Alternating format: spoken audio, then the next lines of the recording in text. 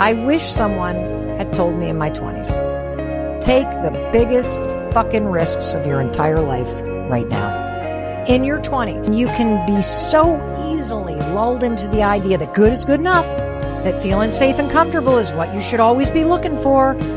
That way of thinking in your 20s in particular, dead fucking wrong. I want you to start to create this mindset of taking risks and going big. Because the only constant in your life for the rest of your life is change.